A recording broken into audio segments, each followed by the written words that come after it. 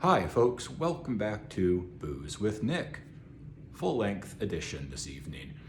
Today we are covering one of my favorite whiskeys of all time. It's a review that I've been meaning to do for some time now, as you can tell by the state of the bottle. We are indeed covering, Laphroaig 10 tonight. As you can see from the thumbnail, the flagship of Islay, to me this is, if not the, at least a premier archetypal Islay whiskey. It is one of the oldest, maybe the oldest continuously operating distillery in Islay. Don't quote me on that. They have been around since 1810, so significant history there. They are one of the so-called Kildalton distilleries, so-called because, let's get my geography right here, Laphroaig, Lagavulin, and Ardbeg from south working up toward southeast are in Kildalton Parish on the south central coast of Islay. I love all three of those distilleries, and if you asked me to choose between Laphroaig and Ardbeg, I might have a nervous breakdown. Thankfully, no such improper choice has ever been forced on any whiskey lover. The reason why I feel this is such an archetypal Islay whiskey is because it has all those, I guess, trademark characteristics that you expect from an Islay. When you pop the cork off this thing, you can smell the iodine just wafting off of it. It's spectacular. On the nose,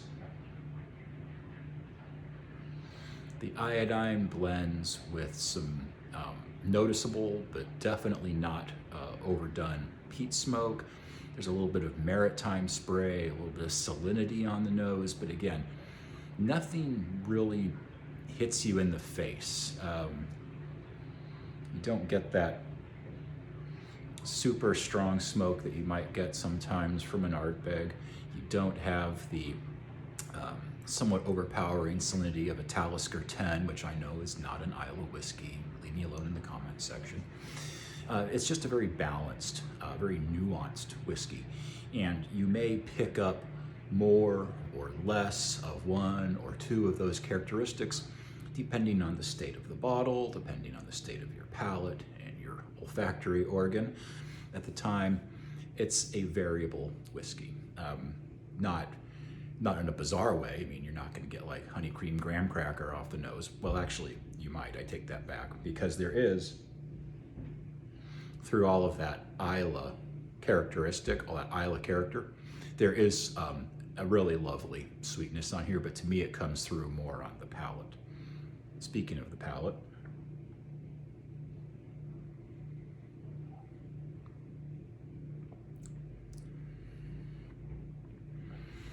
slightly vegetal peat, not off-puttingly so, not like a weird asparagus flavor, just you know that you're, well, drinking whiskey that's been flavored by decomposed, carbonized vegetation from 3,000 years ago.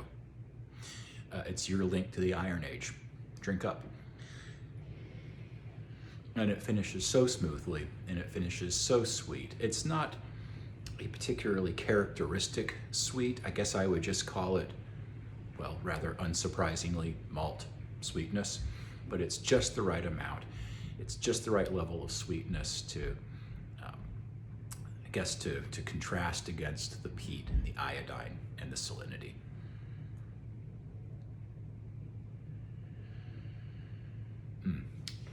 It's very Band-Aidy this evening, which I love.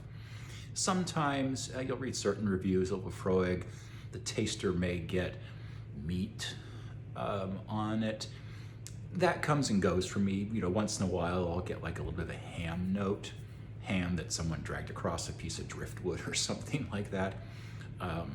Believe me, it's good, but I'm not getting that tonight. Tonight, it's very well behaved. Yeah, lots of peat and iodine going on. It's 43%. I don't think you need to add water to it. I always take it neat. If you were new to the whiskey, or you did for whatever reason find it just a little bit too much of whatever, you could put 1 or 2 drops in and open it up a little. You might get a little bit more malt sweetness on the nose if you did that. I've experimented with a few drops of water in Laphroaig before, and I find it's not necessary, but your mileage may vary. So, this is an excellent introduction to Islay whiskeys. They can be a little off-putting, they can be a little tough to get into sometimes, even for people who might be experienced bourbon drinkers, for example, or even people who might like a bottle of Glenfiddich or some other nice Speyside whiskey. When they get to the Islas, they're like, oh my gosh, you know, who poured my whiskey through a filter of ham over a bonfire? This is more approachable, not just in price. A bottle will go for the low 60s US dollars where I am in the States, but just in terms of the balance of the flavors and the characteristics, it doesn't have a bruisingly high ABV, so it doesn't finish too hot. It's just excellent, and it's also a really good introduction to what an Islay Scotch should taste like.